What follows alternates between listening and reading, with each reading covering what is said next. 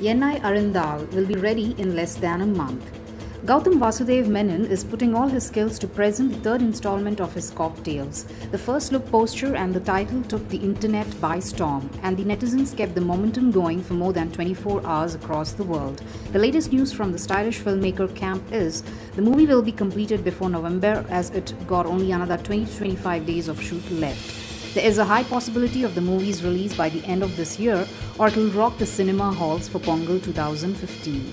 Yennai Arindal has Ajit, Anushka, Trisha, Arun Vijay, Vivek and Parvati Nair in the lead roles. The King of Melody, Harris Jayaraj, is working on a master copy, and the audio is expected to release by the first week of December. Watch this tab for more interesting updates on Yennai Arindal. எல்லாரும் நீங்க என்ன விரும்புறதா சொல்றாங்க. ஆனா உங்க மனசுல என்ன இருக்குன்னு எனக்கு தெரியல. நீங்க என்ன விரும்புறதா இருந்தா இந்த பூவை வச்சுக்கோங்க. எங்க? That's your problem.